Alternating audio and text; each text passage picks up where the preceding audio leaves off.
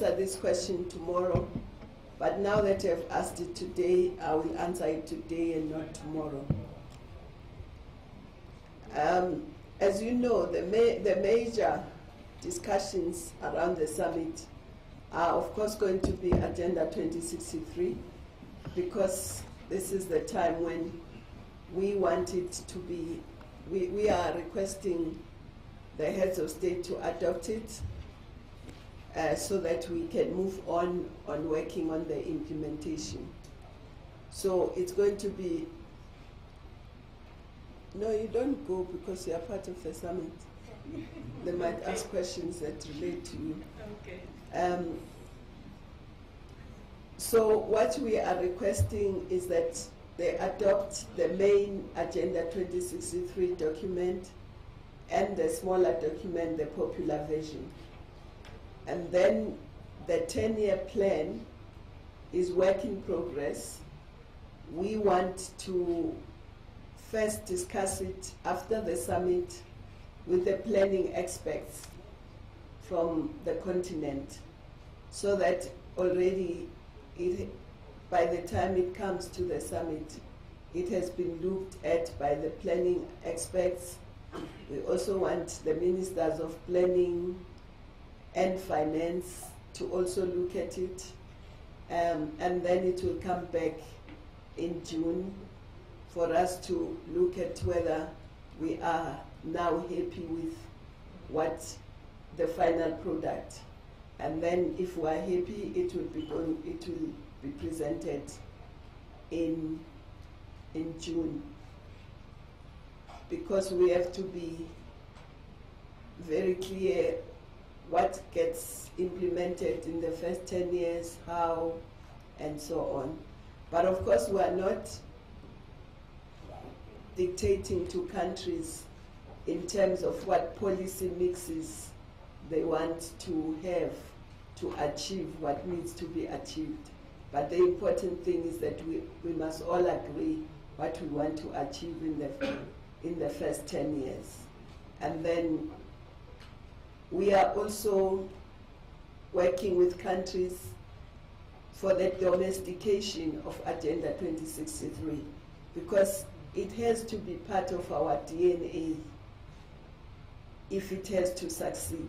It has to be domesticated, not only by governments, business, intellectuals, academic institutions. Everybody has to look at it and make sure that it is part of their plans, the regional economic communities as well. And of course, we also begin to start the work on the flagship projects. So that's what is going to be discussed. We are also going to continue the discussion on the alternate sources of funding. The ministers of finance have been looking at it, and the chairperson of the Ministers of Finance Committee will come and present, and that's a major issue that we are going to be looking at. And of course, we are going to look at the annual report. We are going to discuss the issues around Ebola, the lessons learned, what more needs to be done, and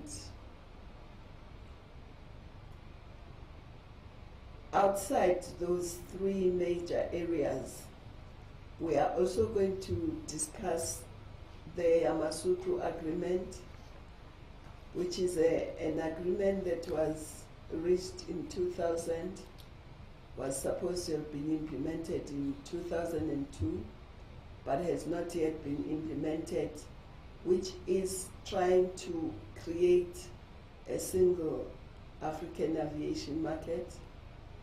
So that is also going to be discussed, and see whether we can take the first steps towards that.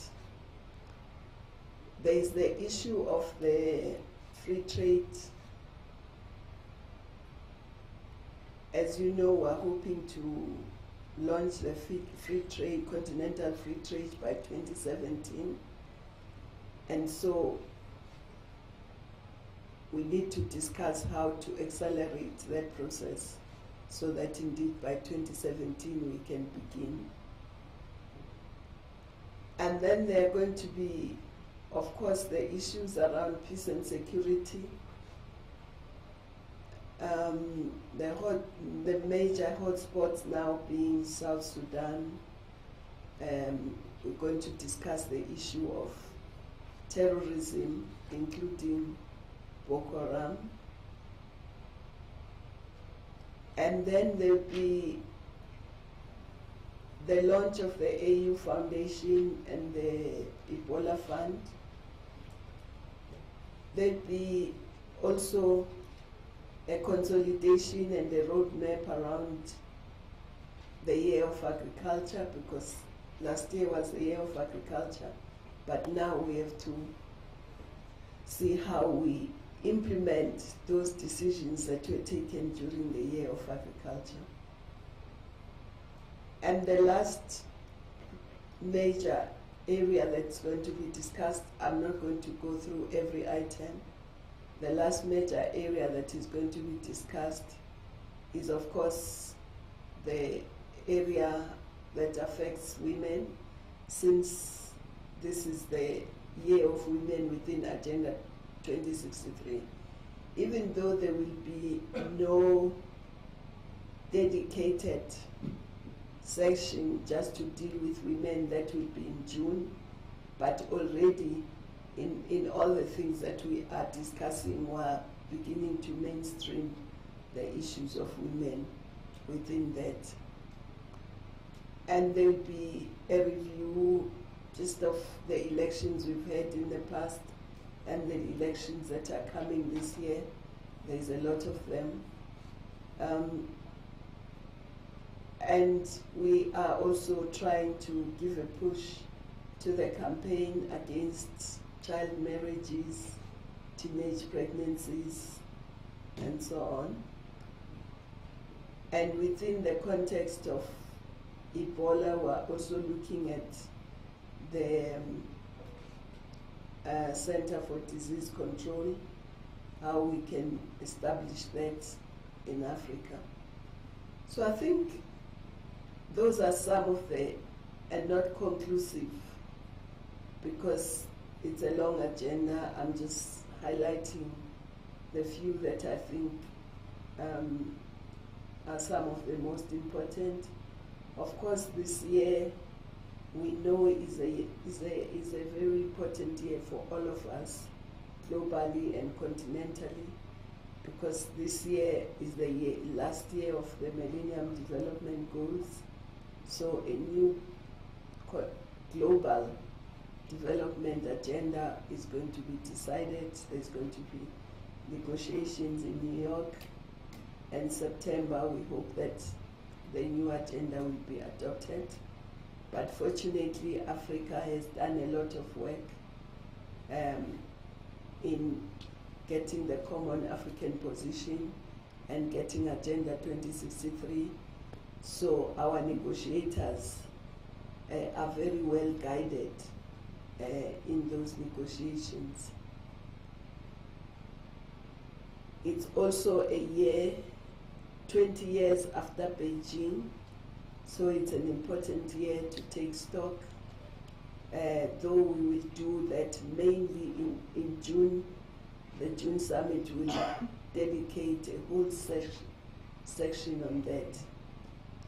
But still, the year starts now, so those things we have to begin to look at, to see progress up to now, challenges, and how we can accelerate. It's also a year when the global community is hoping to get to get a new agreement on climate change. So, and of course, one of the new areas that we are concentrating on from now on is maritime issues, because our maritime space is more than 3 times our our land space, but we have not really exploited and taken advantage of that huge resource. And we now want to begin to build the expertise and to build that side of the economy, the blue economy. So I think I'll end there. Those are the main issues that are going to be discussed in the summit. Not exclusively, but those are the main ones. Thank you.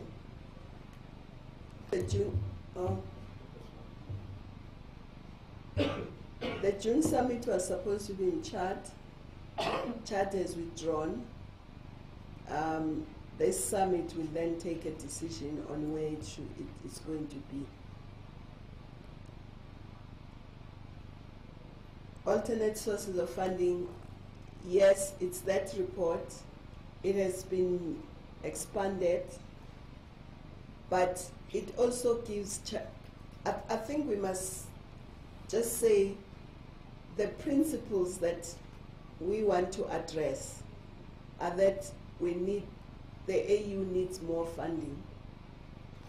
The second one is that we need predictable funding.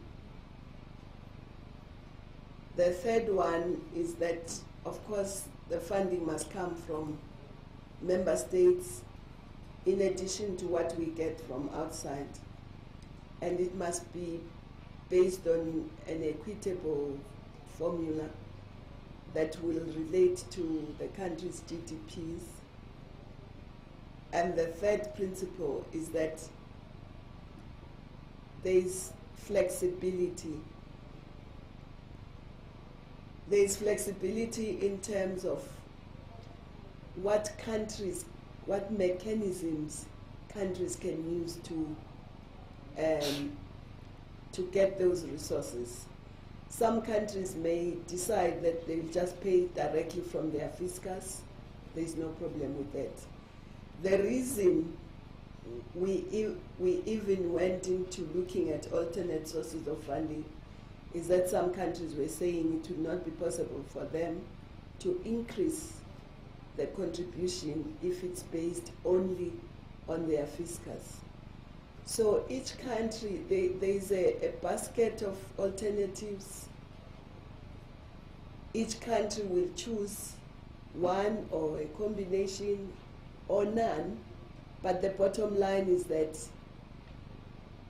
countries must pay. And that should be predictable. So it's very flexible. We are not prescribing which method any country should use. The country will decide on its own.